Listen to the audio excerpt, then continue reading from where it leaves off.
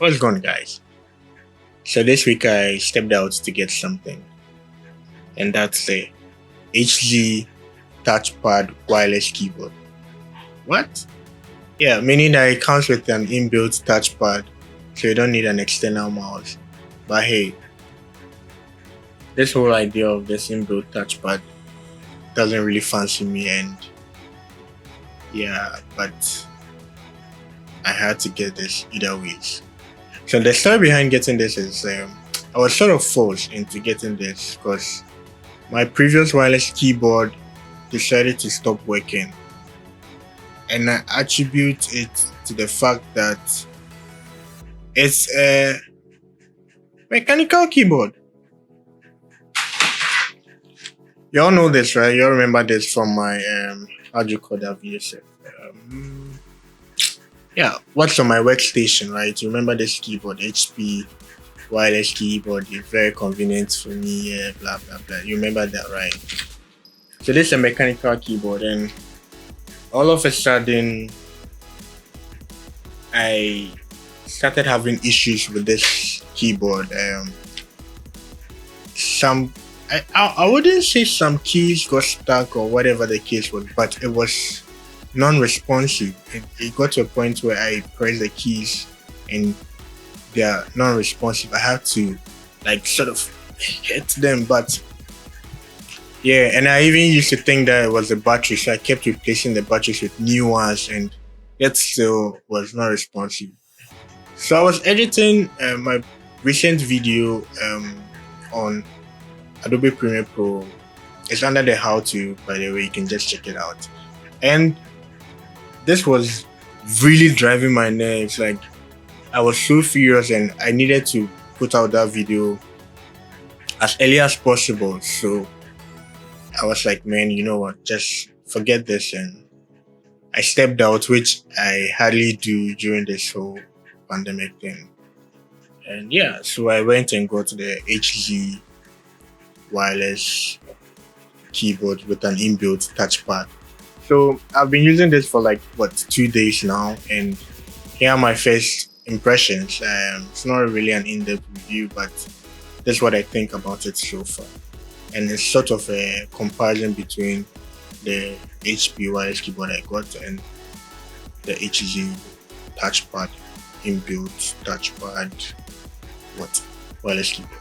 So right off the bat, let's start with the 2.4 GHz Bluetooth wireless receiver, which offers up to 10 meters of range. So yeah, depending on your use case, you can decide to sit behind your desk, or go somewhere a bit further from your desk or from the receiver and just chill on your bed or something, whatever the case may be. But yeah, so this wireless keyboard uses a dual AAA battery. Comparing this to the previous one I had, which is the HP, this is an ultra slim keyboard. That the HP is some bulky chunk of mechanical keys, and yeah, see how thin it is, right? That's how thin it is. So yeah, that's ultra slim. So it weighs about 334 grams, which is not heavy. It has up to 8 minutes sleep time of inactive use. So when you are not using it for 8 minutes, it automatically goes to sleep, and you can wake it up by pressing in random keys on the keyboard. The good thing about this is the fact that it has an on and off switch where you can turn it on or you can turn it off, unlike the HP wireless keyboard I was using. Anyway, so this is my first impression. It's nothing much, I guess, and yeah, hopefully I'll do an in-depth review on this if there's any to do, but basically it works for me. Oh yes, I almost forgot. So this keyboard also features multimedia keys, and we all know multimedia keys are very useful, right? And depending on your PC or your Mac, every Mac has that, right? Every MacBook Pro, every Mac has that. So depending on the PC you're using, it may have some multimedia shortcut keys, and this wireless keyboard allows that, right? So whenever you want to use your multimedia shortcuts, you can simply use that on this keyboard. This keyboard supports Windows, Mac OS, Chrome OS, and Linux.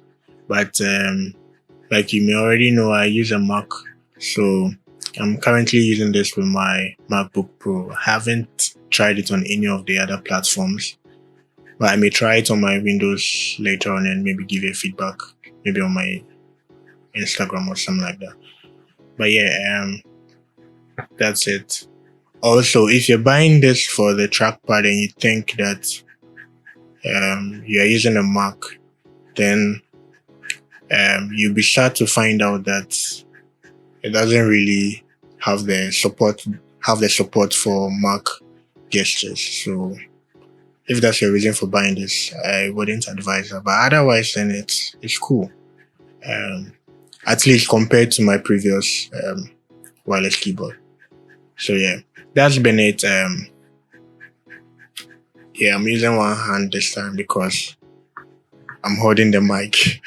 And yeah, so I hope you enjoyed this review, sort of. But if you have any questions, if you have any suggestions, like I always say, please leave your comments and your suggestions in the comment section down below. I'm always reading, I'm always interacting, and I'm always open to listen out to your feedback. So let me know what you think, and thank you guys for watching. If you are new here, I'm MJ. Nice to meet you. Kindly subscribe to my channel if you like what you see over here, and remember to click on the bell icon to be notified first whenever I post a new video. That being said, I'll catch you guys in the next one. Stay safe. I'm out.